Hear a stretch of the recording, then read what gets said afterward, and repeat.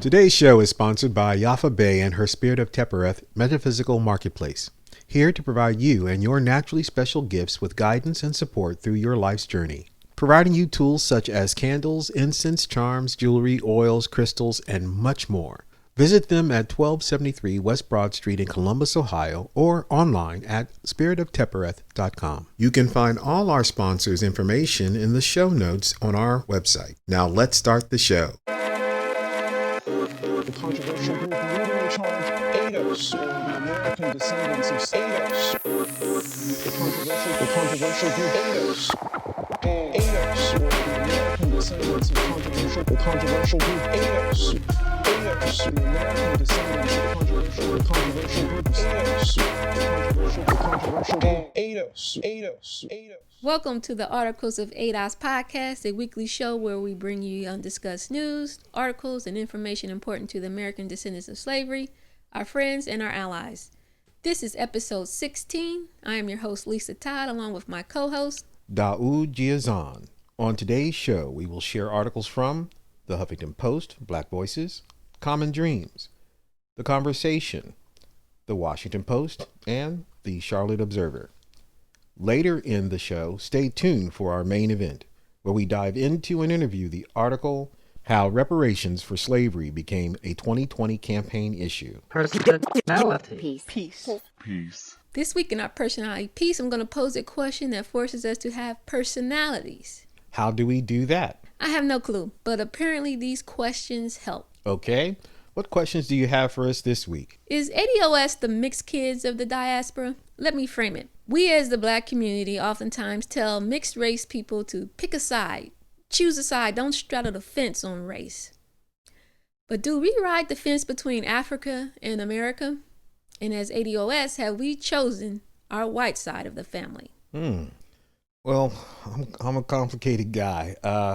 First of all, race is a false construct. It's been acknowledged since the 80s, at least among white scientists, that it is, although they do nothing to address it. How silly it is. There was once quadroon and octoroons. That got so tedious that they just gave up on that crap and decided to just be black and white about it, literally. It's still a false concept. I'm mixed genetically, as Tony Yvette discovered. They're mixed with European ancestry. So I had to just get that out of my system. It's a false concept, but we still go along with it. We still judge each other for it in this era of human, I say, degradation and downfall in terms of what our character should be. But okay, in the direct response to your question, no, we are merely being human beings within the context of our reality. Yes, there are aspects of us that have been, and this has been argued for some time, assimilationist, those who want to, dive into whiteness, whereas the majority have usually just wanted to be themselves within that context and eke out a living. In that sense, that's always been the case. But because ADOS has brought forward our legal justice claim and our identity as aggrieved and plundered economically lineage group, we are standing on that. The goal is not to be white. Essentially, the goal is to understand that we're in the context of an America that cheated us and swindled us and stole from us. And we are going after our legal justice claim. The way we acknowledge that is through lineage. So the big fear is really, once we get reparations, what will we do? Will we act like them, those who dominate our current American political scene and policy? I believe that's one of the reasons why we're not supported, because they know we won't. And that's the ultimate question for me in this regard. Yeah, I think with me, what brought this thought to my mind is that, and it's similar to last week's question where we get told that we are African. It's like a need to force us to see our lineage past America. We do kind of straddle the fence, a lot of us. A lot of us do recognize and see that those initial slaves were African. That is a part of our lineage. That is a part of our ancestors. Mm-hmm.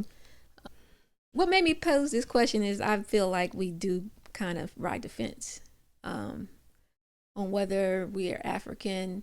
And because of ADOS movement, we were like, I'm picking American.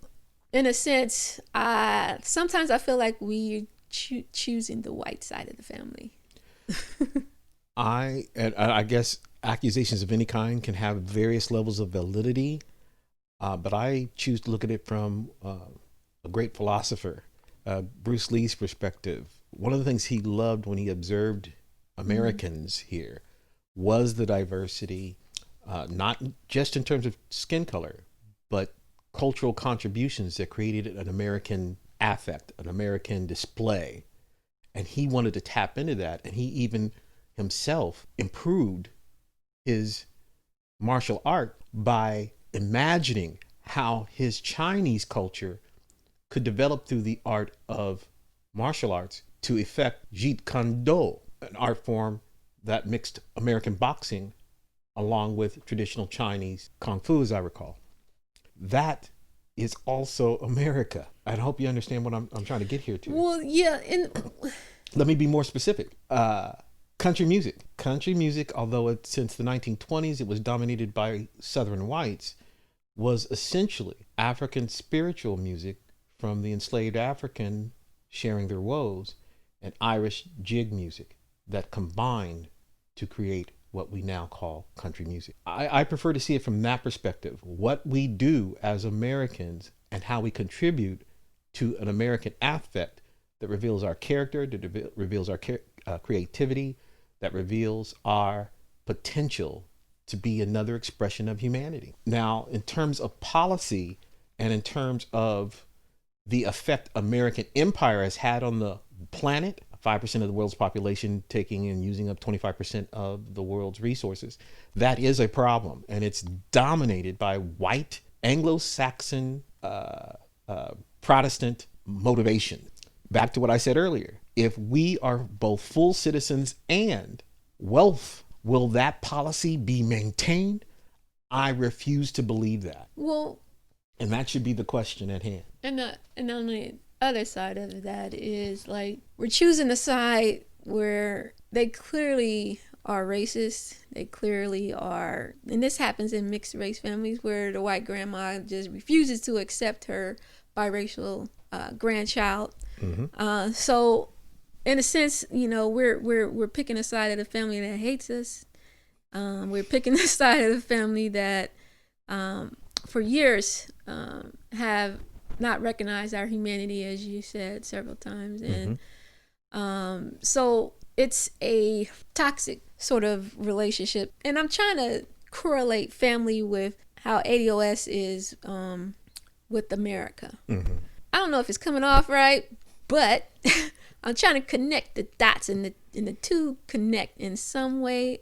When I was thinking about this, like, dang, we really are the biracial grandchild that is caught in the middle between. Let me emphasize the point. Every Black American that considers himself Black, ADOS or otherwise, who has hair on their skin, that's an overwhelmingly European trait to have hair on the skins. Africans typically do not have body hair to the degree to which Europeans were mixed, already mixed. The issue comes more prevalent because the complications of the past separations of these degrees of race is that it's more immediate when you have a white mother, Black father, bringing life into the world, and families can choose because of the dynamics of white domination racism force a choice to be made. All too often Blacks get the brunt of that. At the same time, Blacks are also more welcoming overall of that, despite the taunts that happen in childhood, where Yvette is right. Anything is fair game when you're a child, and adults tend to act better, hopefully. So we're already mixed. That's number one. We only acknowledge the immediacy of that difference, that mixed difference, which is still crazy to me, when we have the obvious in front of us. And that's another reason why this holds no grounds. because 2 or 3 generations later, they will marry or not either other whites, and they'll begin to appear white, and therefore that's the problem that I'll have with them, is if they'll act characteristically white. And in the 90s, 5%, 4 to 5%, or let me say it this way, 4 to 5,000, I'm sorry, black people who were born black, certificates, would disappear because they were able to effectively become white. I would hope that they would be, agents and doing the right things, but chances are they identify with whiteness, and that's the problem. Identifying with whiteness, that's the pull of which we judge ourselves, which is so sad, and therefore condemned so-called mixed people when we're already mixed, everyone, with the burden of choosing a side. It would be nice if we could stop that craziness. I realize we're in this period where we give in to the realities and believe that holds some merit as our humanity expression. Okay, hopefully one day it'll go away, and sadly a lot of people are going to die when that happens. But in the meantime, going along with the concern, I submit the issue is, are we going to assimilate so much that we will act like their elites do, which is to dominate the earth and take it out of balance? I believe sincerely that when people who grow up seeing themselves as black and having the history that we have here, when we get reparations, they will not act that way. Until then, we are in the midst of a justice fight for redress, a debt that's owed, and we have a right to identify as Americans because we built the America. At the same time, that does not mean we condone American empire and what it's done. It means that once we get there, we could possibly, and I think it's more than a possibility, which is why it's so resisted, we could be a significant factor in changing that evil, which gives whiteness such a bad name. Well, we can look at black people that do have money and see how they behave. That's one test, but we're doing it within the context of vast numbers of black people still being desperate. No, I really think our celeb class, our black celeb class, paint a good picture of how we're gonna act. Good comeback, Miss Lisa. Good comeback. That's a pretty good comeback. I mean, I hope we would tap into our human side, our African side, where it's just more balanced with the earth, and but it's capitalism is king. Yeah. And whiteness is a virtue. Especially for the elites who make it. Well, so I don't want to quote Jesse Jackson, but keep hope alive. That if we get reparations, then we're able to show some humanity towards each other and the community, build our families, let that be the focus, and not give it all away. And our fight for reparations has got some of those celebs class, as badly as they're doing it, to wake up and advocate for reparation. Well, yeah, because we know it's a facade. Yeah, for them, a lot of it is you're facade. Struggling like the rest of us. So you're just struggling at a different level. Yeah. So, I mean, it was an interesting thought I had. I don't know where it came. It was out of the blue. Like, dang, are we the mixed kids of the diaspora? They are too. So to speak, but within their countries too. I know personally, and I can't name names, and some of them are even famous, conversations I've been aware of where in the islands, I won't name which island, there's literally a black aristocracy. Well, I'll more forthrightly name what Haiti is. Haiti is ruled by blacks who have been, over time, since we invaded the country in the early 1900s, passed as white today. They were educated, they interbred with whites, and whites set them up to be the elite. We never get to see their pictures though. The elite of Haitians, and they rule over them. That's what we're doing with our American foreign policy. Same thing the Romans did. And so I'm quite sure they have these discussions too, but there it's more definite. You're either with them or you're with us. And I think it's easy when you're dirt poor and having to worry about UN soldiers raping you, that you know who you are, because the elite black class, who all too often can pass as white, they don't have those problems. Well, and Yvette oftentimes will say the goal is for us to be made white.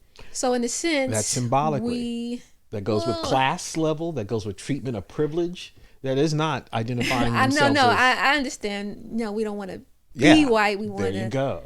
I understand. Yeah, I understand that, but it's by our birthright. She says that, right? Mm-hmm. So, like the hair on my skin. Literally, we're not taught to see it that way purposely because we're not taught anthropological research entwined with our education. So we lose sight of that. Got a little bit of that caucasoid in there. We do. Oh, and they got hair on our There was one estimation bodies. that 70% of white people have roughly 30% of black interfuge. What's that? That means they have elements of black people. There's this semi-famous, out of the 80s, I was really into it then. There's this white woman, again, passes as white, who belonged to a slave-owning family who sued for more benefits that was being passed down. Intergenerational wealth was being passed down, and she felt she wasn't getting her cut. Well, the other family said that you've been able to pass as white because you really came from the slave quarters. And there was DNA evidence that backed that up. That's how much interrelations there have been among white people. And white people, the very freckled ones with the curly hair. We even got Kinkos because of Kinks, the founders of that hair. We're everywhere, and they're everywhere, and it's crazy, this mixed thing. But again, it's because people believe it's true that they're making it true, that we go through this craziness. At the same time, there's a valid concern because of what white elites have done with the empire and to the world as a result of that empire. And so there's valid concerns that we're assimilationists and levels of assimilation among the identified black races, will do by identifying themselves with America. I say that we will be the culturally creative people we've always been. And one of the reasons why they fear us is because they know that if we were that if we had full citizenship, I won't say the word that you said, Yvette uses as whiteness. If we had full citizenship along with wealth, we could be significant in changing that, which is again why it has to be resisted. Okay. All right, ADOS. You chose who you chose, and you're fighting for what you're fighting for regardless. There you go. All right. Catch the fire. If you're ADOS, an ally or friend, we encourage you to connect with a local ADOS chapter and help change your local politics. Our ADOS Ohio chapter in Columbus meets every fourth Sunday of the month. For more information on the time and location, visit adoscolumbus.org. You can also get more information on the ADOS movement, our politics, and the agenda. Please visit ados101.com. New segment alert. This week in ADOS history is being added to give a chance for listeners to know the strides ADOS made despite efforts to keep us bottom caste. In this segment, we will highlight a few of those achievements. First up, from the week of July 18th through the 24th is... On July 19th, 1848, anti-slavery activist and the foremost black leader of his day, Frederick Douglass, gives a stirring speech at the first Women's Rights Convention, which took place in Seneca Falls, New York. Douglass helped sway the 260 women and 40 men present to back a women's right to vote resolution being pushed by Elizabeth Cady Stanton. Women would not finally get the right to vote until 1920. This week in 1941, the first U.S. Army Flying Academy for black cadets is officially dedicated at Tuskegee, Alabama. Between 1940 and 1946, 992 pilots were trained. More than 400 would see action in World War II, even though many whites initially felt blacks were not intelligent enough to fly airplanes. The Tuskegee Airmen, as they became known, would fly with great distinction during the war. Are you busy? Is the news coming so fast you can barely keep up? No worries. The Articles of ADOS podcast is here to help. Hit the subscribe button wherever you're listening right now, and we'll make sure you stay up to date on the news and information that affects you and your ADOS life. In today's Rapid News Reports, we have some articles that you may have missed, all in some way affect you and your ADOS life. Up first, we have What's the difference between a noose and a chokehold? From the publication aframnews.com, author, writer, editorial from news staff. They used to hang what they called low-down niggers in public settings under the guise of what they deemed law and order of the white gods they worship and their manipulated systems of justice. Today, the low-down cops who are scared to use the politically incorrect N-word in front of us still treat us like the niggers they foolishly perceived us to be, and are still killing us in public settings. The only difference today is that more eyes are witnessing the atrocities, thanks to cell phones and social media. I can't breathe. They feel they have the right to take our breath away from us today, just as they felt they had the right to back then. But now they've replaced the noose with the chokehold from cops who sworn to protect and serve their own racial views, hidden by the badges they have pinned to their chests. A nigger is a nigger is a nigger is a nigger to a racist who fears the strength of a black man. They pull out their guns to tell him to freeze, while they surround him in like a pack of wild, cowardly dogs and apply their learned techniques of how to subdue criminals, when the criminal in reality are the boys in blue who are murdering the innocent. A modern day lynching, that's all it is. Stay woke and keep breathing. Hashtag Black Lives Matter. I graded this editorial okay. From the publication, The Conversation, entitled Black Men Face High Discrimination and Depression, Even as Their Education and Incomes Rise. From writer Jamal S. Abdul Alim, Black men are disproportionately shot and killed by police more than black women. Black men are stopped, arrested, jailed more, and significantly overrepresented in U.S. prisons. Black men are 6 times more likely than white men to spend time in prison. This increased risk for black men is highest when they are tall and large. One study deserves particular attention. The famous Gender Matters 2. It shows black boys and girls in 8th and 11th grades differed in their perception of peer and classroom discrimination. For boys, discrimination harmed their grades, attitudes, and their regard for the importance of school. For girls, however, the effects generally had a positive impact. In other words, race alone may not be the issue here. Instead, it is an issue of race and gender that may stem from hopelessness, inequality, and blocked opportunities. What ended 150 years ago was slavery, not racism, and our research suggests that black men experience this racism in distinct ways. Many of the racist ideas white Americans have of black people are driven by the negative stereotypes white Americans have of black men, being more violent, sexual promiscuous, and dangerous than other race-sex groups. This dynamic is so strong that even hearing the names of black men can lead to a fight or flight response in white males. A recent study found that even armed black and white women are less threatening than unarmed black males to white Americans. The reality of racism in the U.S. makes black males particularly targeted by lethal violence, police homicide, and economic downward mobility. And according to our studies, regardless of their economic success and personal ambitions, black males are still perceived as more threatening and dangerous than their female counterparts. I grade this excellent, a must read. As I mentioned during the previous episode, that black men are more involved in their children's lives relative to other racial or ethnic male groups in America. Well, the white domination racist mythologies of black manhood that prevents way too many among us from knowing this is the same white domination racist mythologies that contribute to making affluent black men's lives a living hell. And next, 15-year-old Michigan black girl sent to juvenile detention for not doing online homework. From the publication Black Enterprise, author and writer Cedric Big Said Thornton.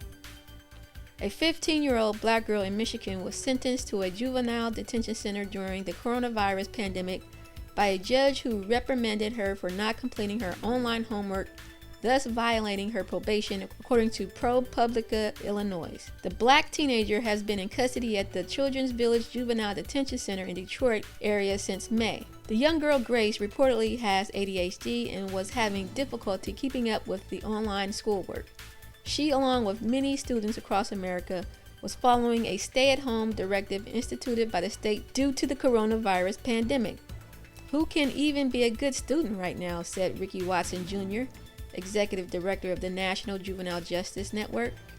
"Unless there is an urgent need, I don't understand why you would be sending a kid to any facility right now and taking them away from their families with all that we are dealing with right now." A letter from Grace, which you can read in its entirety in the ProPublica story, shows the girl's ordeal. Judge Mary Ellen Brennan, the presiding judge of the Oakland County Family Court Division, found Grace guilty of failure to submit to any schoolwork and getting up for school, and called Grace a threat to the community, citing the assault and theft charges that led to her probation. I graded this article okay. There is a petition you can sign on change.org if you would like to support Grace in her release.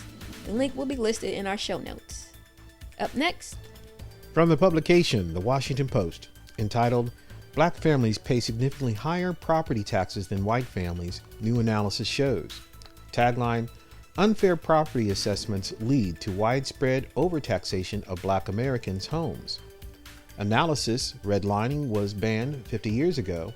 It's still hurting minorities today. Author Andrew Van Dam. State by state, neighborhood by neighborhood, Black families pay 13% more in property taxes each year than a white family would in the same situation.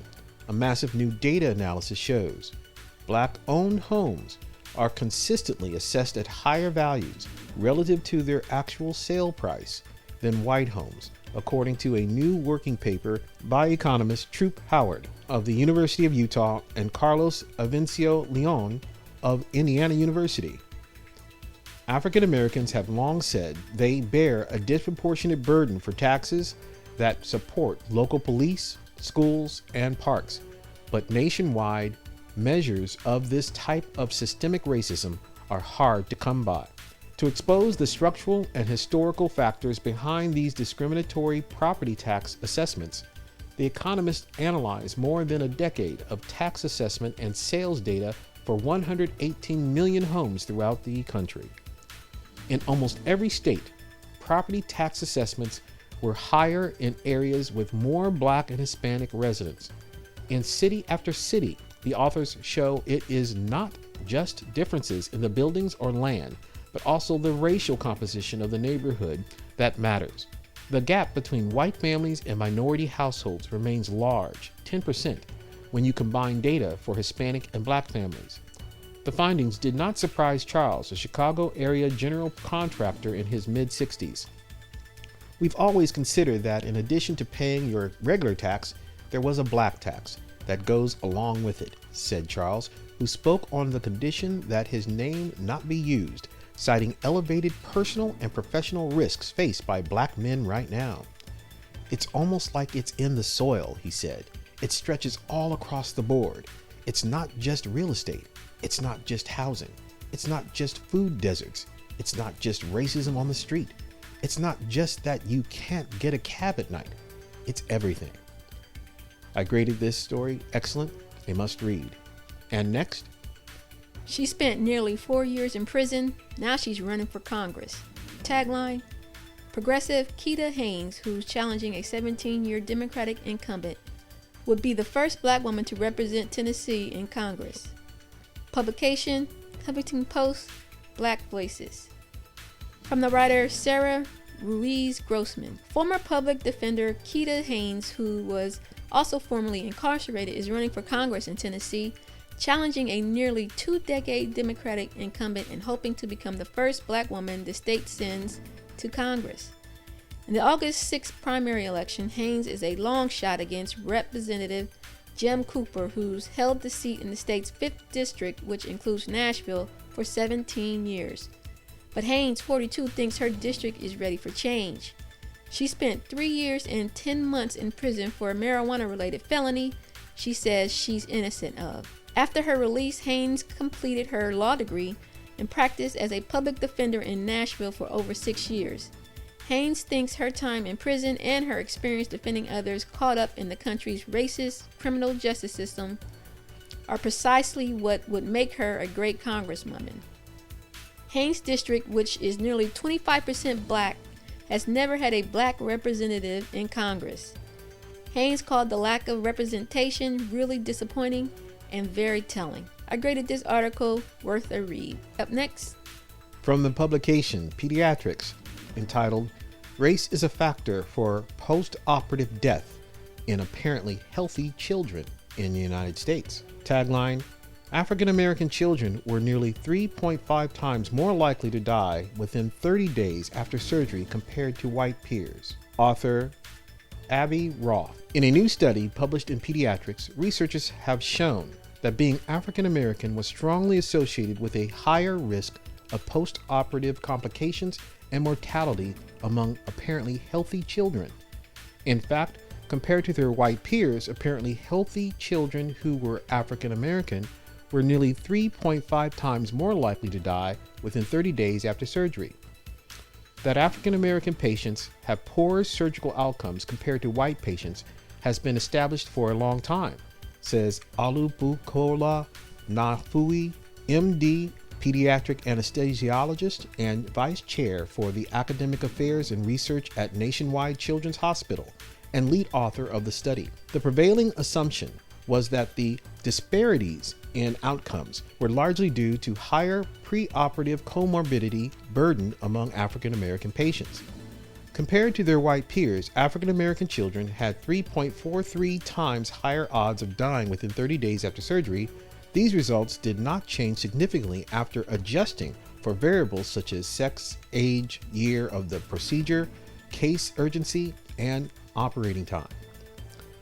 I graded this good, excellent, as yet another study indicates how the medical system drops the ball on ADOS. Fair, due to the study's mention of the corresponding relevance of Black women in the act of childbirth too often do not survive on the levels of women in third world countries. Yet the study leans towards there being an area worth more study. Instead of sounding an alarm for the need for heightened awareness to the Black ADOS public that American hospitals can and often are a danger to Black ADOS child and adult life. And next, Big Mac Racism at McDonald's. From the publication Insight News, from the author and writers Whitney Gresham and Trevor W. Coleman II at the Michigan Chronicle.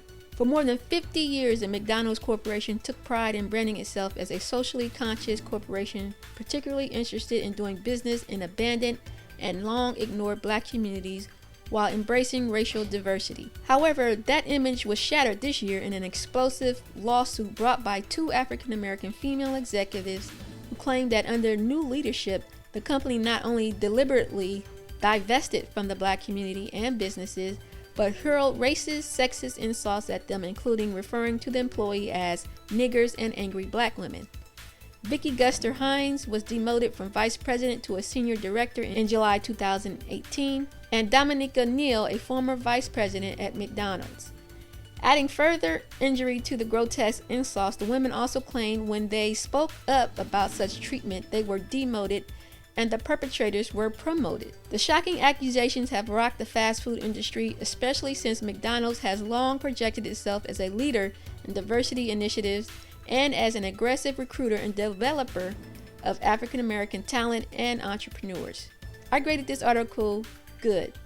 This brings up the challenge of the 1866 Civil Rights Act and how now these ladies are going to have a more difficult time proving their case.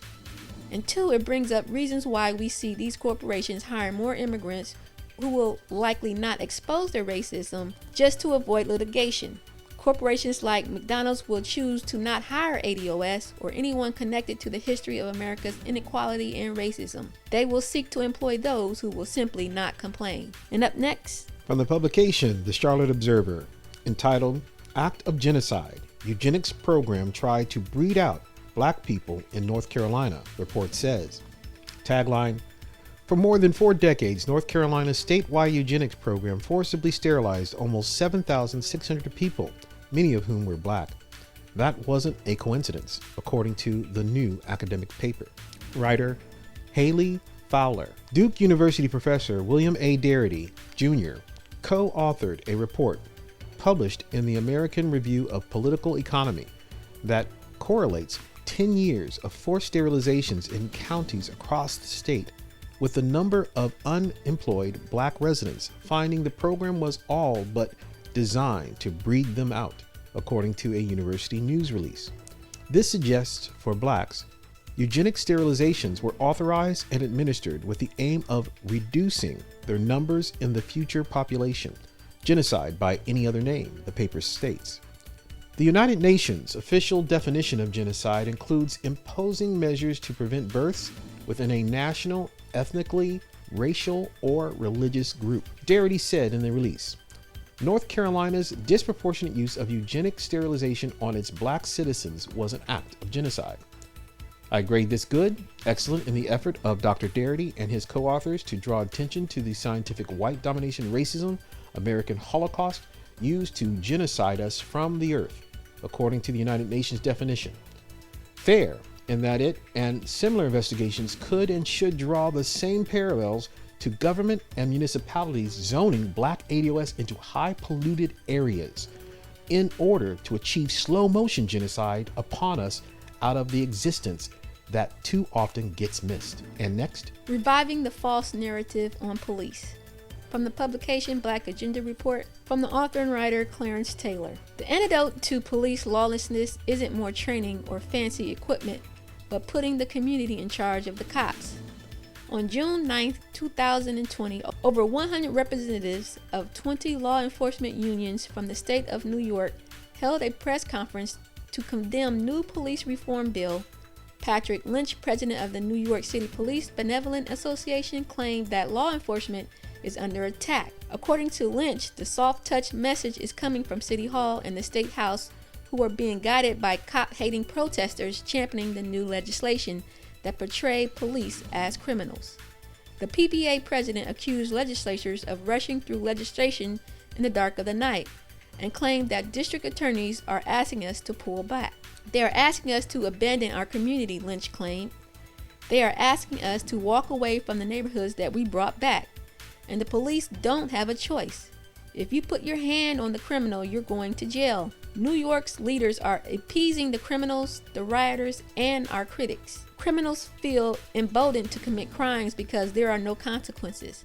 But it was not just police unions blaming the new police reform measures for the uptick in crime.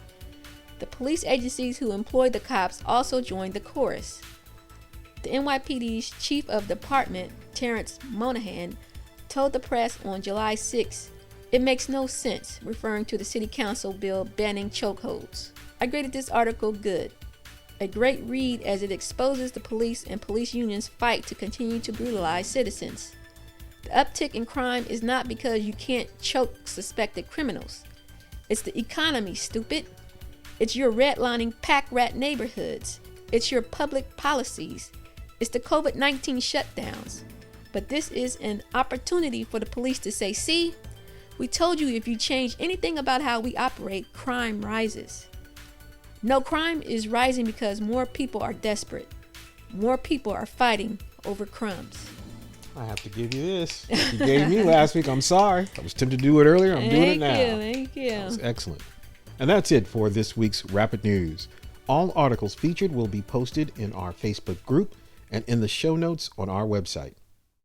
Time now for the main event. In this week's main event, we will interview an article shared with us by Luke Mann Taylor. Thank you for sharing this article with us and for being one of the first to support the show. We appreciate it. This is from the publication The New York Times, How Reparations for Slavery Became a 2020 Campaign Issue.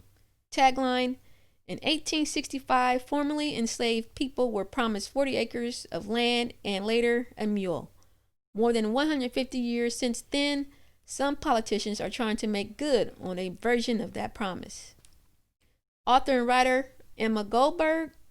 I will ask the questions, Daud will give the answers. Ms. Goldberg, a candidate recently gave you a surprise answer to a question. Who and what was that question? When Shania Chowdhury, a Democratic candidate for Congress in New York, was asked about the most urgent concern facing his district, his options were not in short supply. He could have said housing or hunger. Healthcare was certainly on the table, But when prompted in a local news interview to name what he intends to do about his single most pressing issue, the 28-year-old Democratic Socialist had this answer: reparations to address centuries of racial injustice. What about that was surprising? Mr. Chowdhury was raised in public housing in South Jamaica, Queens.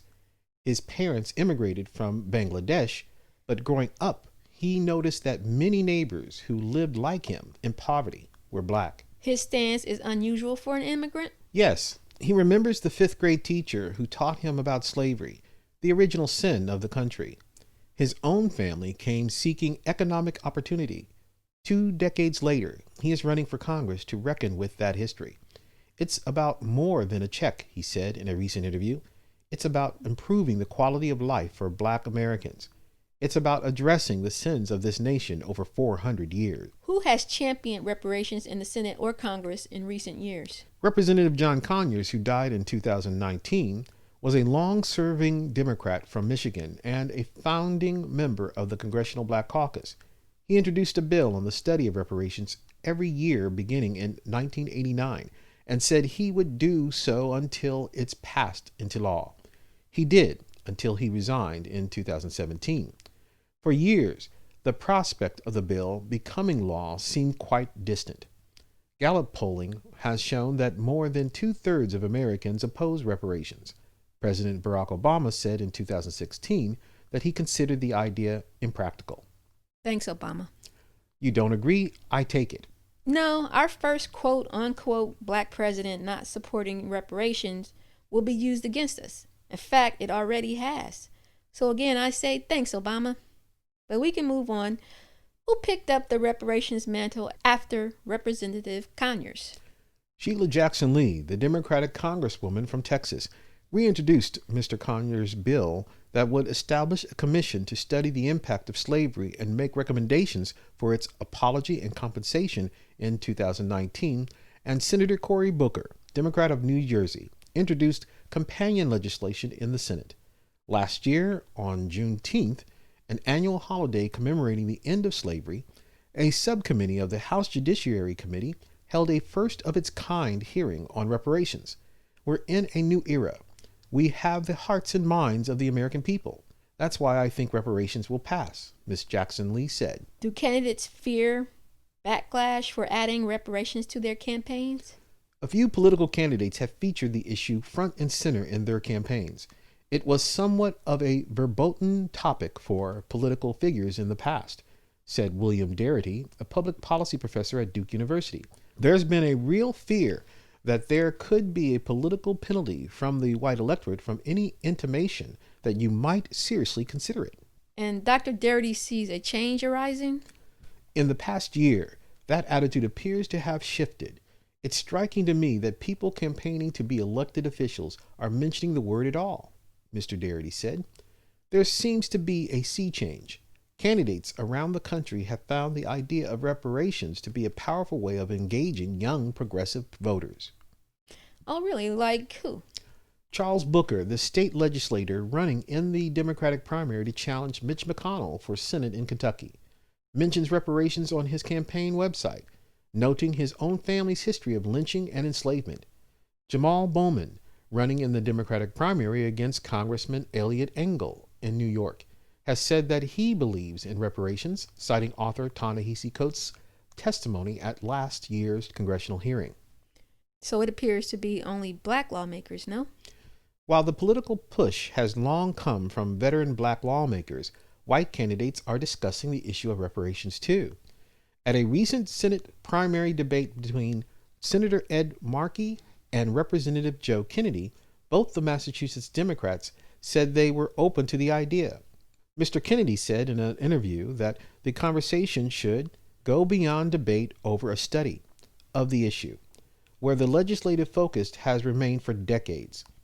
Andrew Romanoff, a Democratic candidate for Senate in Colorado, announced that he supports reparations for both Native and Black Americans during a recent primary debate. They seem like good allies. Yes, he has made racial justice a central part of his policy platform. Like other big ideas, reparations is one arriving more swiftly to the realm of the possible, he said. For a long time, it was stuck in a debate over the mechanics and the money. How much would it cost? The first step is to recognize the moral obligation. Is he aware of who the reparations are for? He states reparations has been used to describe a variety of proposals, though at its heart refers to financial compensation from the government to the descendants of enslaved people. Mr. Romanoff and many others looks to the precedent set by Germany in paying reparations to victims of the Holocaust when arguing for the plausibility of a similar effort in the United States. And how do his voters and constituents feel about his stance on reparations? Mr. Romanoff said he has heard voters describe reparations as too extreme or too far left, but he views its polling popularity as besides the point, and said he sees his campaign as an opportunity to educate voters about the feasibility of ideas that may seem politically unpalatable. And he thinks he can persuade them to his side? If you agree it's the right thing to do, then the fact that it may not poll well isn't a concern. Consensus doesn't magically materialize. It has to be forged, Mr. Romanoff said. I would say recent events can also help with this persuasion. Some polls indicate that current conditions may be ripe for forging consensus on issues that long seemed beyond the sphere of political possibility. In the 2 weeks after the killing of George Floyd, public support for the Black Lives Matter movement increased almost as much as it had in the preceding 2 years. And this is due to the recent high-profile cases and protests in the news? The idea of defunding or abolishing the police, which was for years relegated primarily to the realm of a hashtag, has inched closer to reality in Minneapolis, where a veto-proof majority of the city council has pledged to disband its police department. Do they recognize how our country's crisis affect Black ADOS people? The country has now seen both a public health crisis and an economic crisis that disproportionately hurt Black Americans. Whenever we have an economic shock, you see Black people have a harder time recovering because of historical discrimination connected to the wealth gap, said Andre Perry, a Brookings Institution fellow and a co-author of a recent report on reparations. Now you see how easily we found money to give out when white people were suffering because of COVID, and you scratch your head. There was a recent poll on reparations. What did it show? A nationwide poll conducted last year found that while a majority of Black Americans favor reparations, they think of the proposal as less helpful than other progressive policies such as higher minimum wage and stronger anti-discrimination laws. What? That doesn't even remotely sound like Black ADOS. Do you have a breakdown on how many of those Black Americans in the poll were ADOS? Unfortunately, I don't have a breakdown of those numbers. So they could be any person of color that identifies as Black? That information was not provided. I can't give an answer. Okay, moving on. What attempts have been made at giving descendants of slavery reparations? The country's first systematic attempt to offer a form of reparations for slavery came when Union General William T. Sherman issued an order in 1865 promising 40 acres of land and later a mule to former slaves. The idea originated in a conversation the General and War Secretary Edward Stanton held with 20 leaders of the Black community in Savannah, Georgia. But Andrew Johnson, President Lincoln's successor, overturned the order months later. What would those 40 acres and a mule have meant to the formerly enslaved? With 40 acres and a mule, what slaves were asking for was the ability to become functioning members of society by working, said Royce West, a Texas state senator who is running in a Democratic primary for U.S. Senate. In this political climate, reparations is hopeful. Why? More than a century and a half later, Mr. West is hopeful that the politics constraining that unfulfilled promise have changed. Right now, you have corporate America throwing money at the problem, he said, referring to the millions of dollars poured into racial justice organizations in recent weeks. Just corporations? Who else is seeking to keep reparations on America's to-do list? Hundreds of thousands of Americans have taken to the streets marching for racial justice in recent weeks. Amid the unrest, some candidates have found the idea of reparations to be a powerful way of engaging young progressive voters. Mr. Darity said younger Americans also seem to view reparations more favorably than older generations. Polling in 2016 showed that nearly 4 out of 5 baby boomers tend to oppose the idea, while more than half of millennials say they are either in favor or unsure. So it's the young people? Yes, young people across races are very excited about it, said Mr. Bowman, one of the Democratic congressional candidates in New York who has made reparations part of his pitch. Voters have been telling me this is long overdue. For a very long time, we've talked about the study of the need for reparations, but the data is already available, he added, citing low health, education, and economic outcomes for Black Americans. And another thing that gives me hope, the Black Lives Matter rallies he has attended in predominantly white neighborhoods and with large, diverse crowds have made him think what once seemed to so many as a political impossibility could be closer to reality. So diverse voices are what gives you hope, not the cries and tears of Black ADOS people throughout America's dark history. Now that more white people are on board, you can see a flicker of light at the end of that tunnel? Yes, that is what I'm implying. Are we finished? Just a few more questions. Why isn't ADOS mentioned anywhere in your article? Based on ADOS bringing reparations to the candidates and the debates, it seems they were left out intentionally. Why are they absent from your article? I can't say why. I can only say that I did not include them. So you do not recognize ADOS as one of the major reasons reparations for slavery became a 2020 campaign issue? No, I do not. Okay, well, that completes this interview. Listeners, you can read this full article on our website in this week's show notes. Coming up, we have the commentary on this article. Did we like it? Did we hate it? Stay tuned. We want to take the time to give our friends and listeners a shout out. Thank you for clicking that subscribe button and for liking and sharing the podcast. You can also continue supporting the show by joining our Patreon, where you can receive exclusive content and promotional items for as little as $3 a month. Sponsoring the show will ensure that we can continue to bring you the news and information important to your ADOS life. So head on over and join us at patreon.com/articlesofados. All right, what do we think of this article? Overall, I find it adequate. The only good aspects of it was involving politicians that are speaking our language finally, and even normalizing it, as well as reflecting on the fact that white allies, whites who have been in rather comfortable positions, especially those millennials out there, are willing to engage in a fight for justice. And so that aspect was good.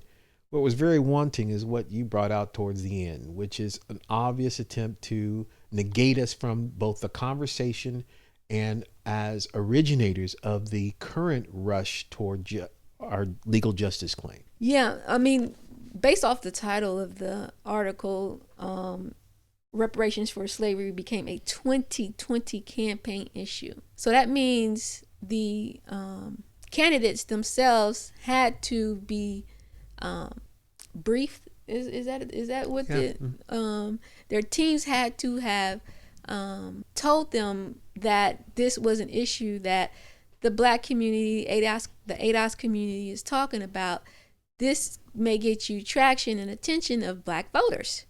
I can see that conversation happening. And so who at the time was making that call for reparations very loud on social media?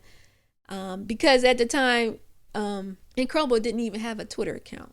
So who was... I know, that's so embarrassing. Right. So who was making that? It was ADOS, and it was so intentional that we were left out of that conversation. And I do understand that Dr. Darity was interviewed in this piece, but I don't know if it's with editing that either he didn't mention it or he mentioned it and they cut it out. It wasn't in there. So that was one of the things that pointed out to me, is that we weren't in that article.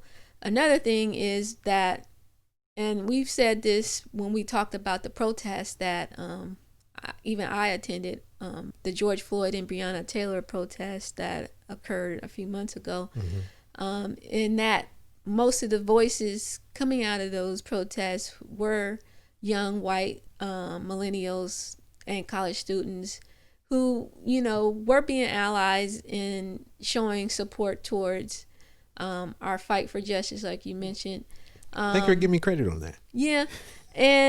But for years, since end of Reconstruction, the black voices that have been calling for reparations, and there have been other people other than ADOS fighting for reparations over the years, and they have gone on deaf ears. Yeah, but we're all, and so it's odd to me that now that more white voices are fanning this flame of reparations and justice and reform, that you're getting listened to it. So you're really, in a sense, still not listening to black voices. You're listening to white voices that listen to white voices that hear those voices. And so apparently our political system can't hear our voice unless it's through white people. And sadly, that's rather consistent in America. It's always happened that way. Well, yeah, and so you're happy to have allies that speak up for you, but at some point, as an ally, you're gonna have to say, "All right, I said what I said. Now listen to the ADOS person, the black person, the black voice that's standing next to me. Why aren't you listening to those voices? Why are you ignoring those voices?" So that's another key part of the article. Fantastic philosophers to political activists have said this since emancipation. Douglass said it in his 4th of July speech. America is not a moral nation. The fact that people expect them to just see our pain and respond to that, in a lot of ways they're deluded, because America's never been a moral nation. It's a nation based on some level of high level culture of political expediency. And it's not very expedient to not pay attention to us when a significant and noticeable white ally conglomerate is involved in the struggle. That's been since Shays' Rebellion. Since Shays' Rebellion, Bacon's Rebellion, where there were what we could say are terms of coalition building and coalitions between blacks and struggling non-whites at the time, but people that were probationary whites, banded together and were doing things to challenge the way things were done. And sadly, what's happened in every one of them, from the Shays' Rebellion to the progressive movement in the late 1800s that instilled Jim Crow as we know it today, because that we only look at Jim Crow as a continuation of the slavery construct this country has engaged in. The Jim Crow was a response to white and blacks working together in the progressive movement that nearly did capture power in the South, but was undermined by, again in Shays' Rebellion, again with what Bill Clinton did, would do later, offer whites material incentives and preferential treatment in the marketplace. They in every instance choose whiteness. And in doing so, they undermine the coalitions they build, and therefore to affect a meaningful response or result that benefits ADOS. This has been, again, like since Shays' Rebellion. So that's the problem here too. I am happy that white allies and significant numbers among the white collective are engaging with this, like the 1960s, seeing our pain move them to go down and volunteer and put their lives on the line for us then to make change then. The issue then going into the 70s was, do we really want them integrated in our society? And do we still want to prefer our white values, whiteness values and whiteness standards of living? We can't do that if we fully include them, so there must be white flight. That was their response collectively overall, forgetting the whites among them who actively advocated with this. That's the conditions that we're in here, where some whites are joining in the fray, putting their bodies on the line. God love them for standing for justice for that.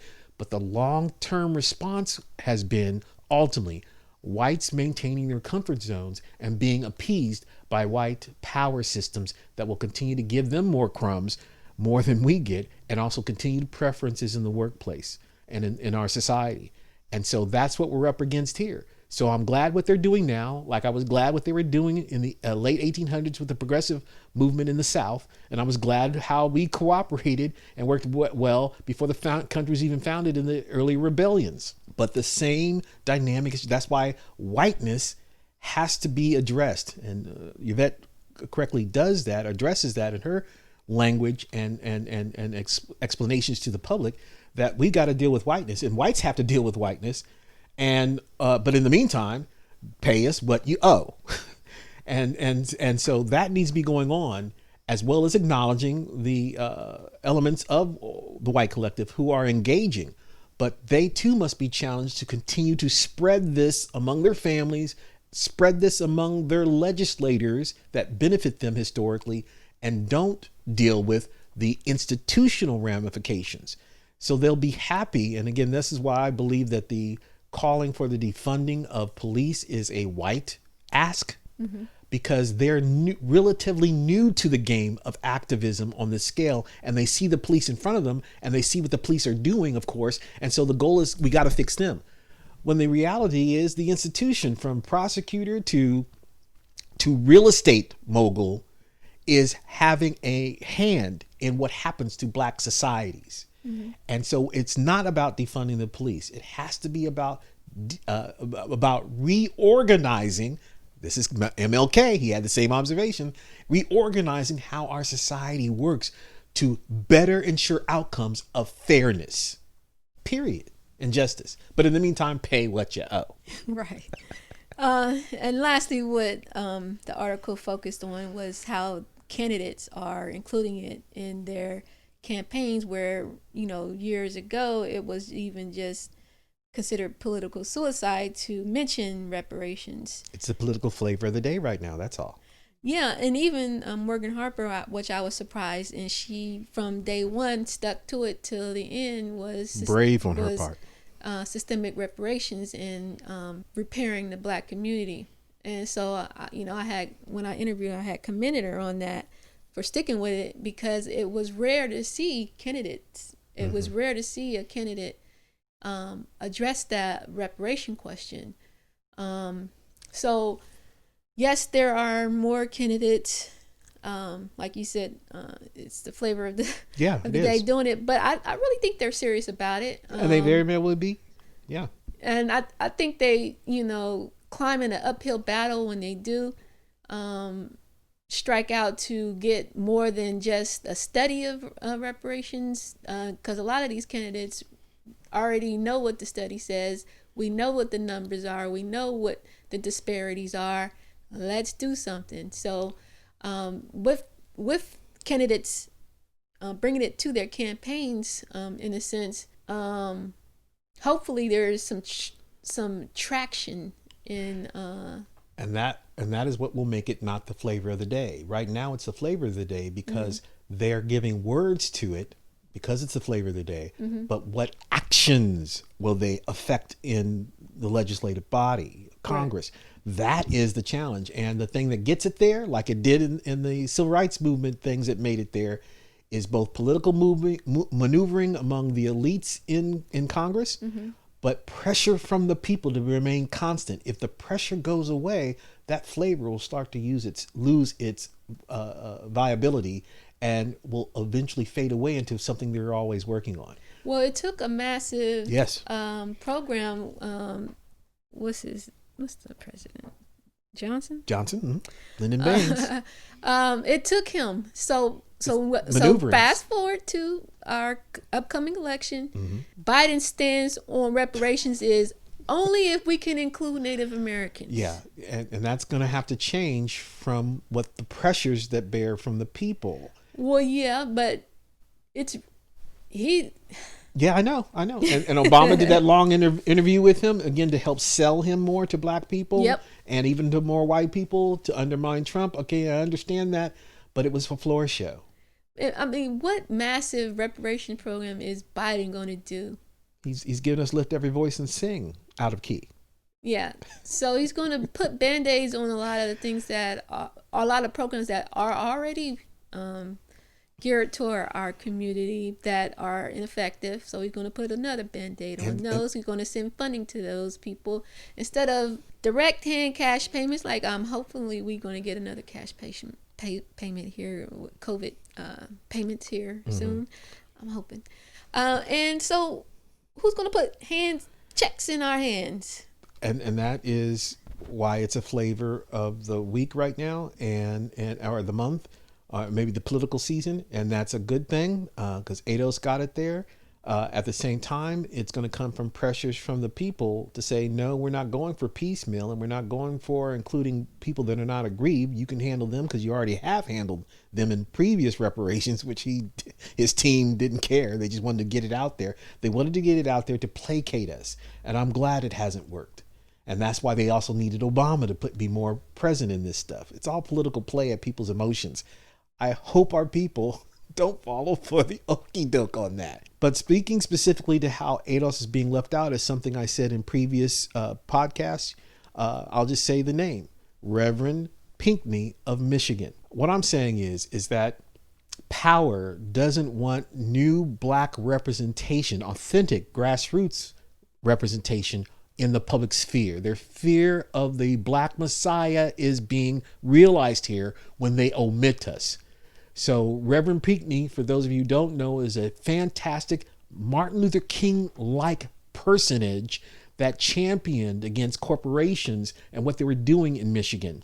He served prison time, and a lot of us don't know his story because he was contained within the region of Michigan and surrounding areas so that more Americans would not see his plight, would not see what he was advocating, and catch the fire of being activists to help the brother out and also help other brothers and sisters out across the nation that were doing similar things to Mr. Pinckney. They have effectively kept out, not since Jesse Jackson, not since Reverend Al Sharpton, basically since the 70s, they have effectively marginalized and contained fantastic men and women. Because there's more doctorate degree black people walking around versus when Martin Luther King was coming around, who are talented, who are articulate, that key word they like, and are able to move masses of people. King didn't go away. Coverage of King went away. Mm-hmm. Coverage of Ella Baker went away. So we've been out here, and it's culminating in the rebellions that America's faced periodically, but especially now.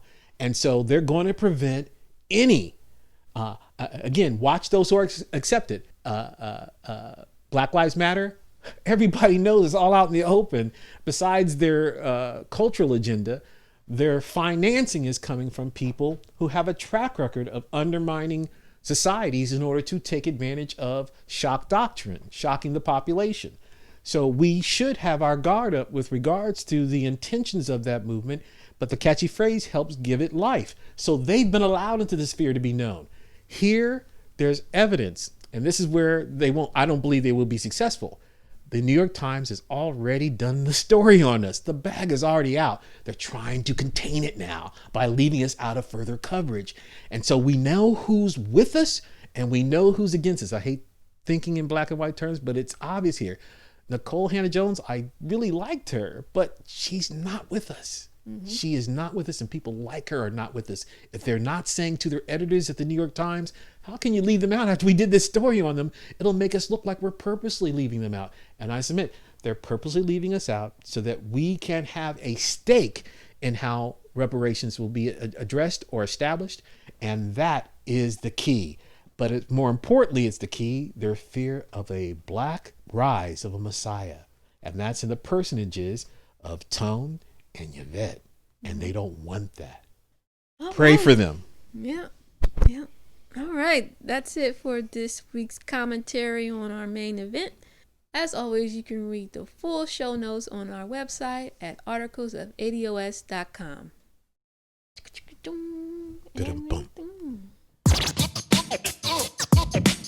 There you have it, family. Another week, another show. Thanks for joining us on the Articles of ADOS podcast. Make sure to visit our website, articlesofados.com, where you can join our mailing list, see the show notes for today's episode, and to leave us a voice message to be featured on the show.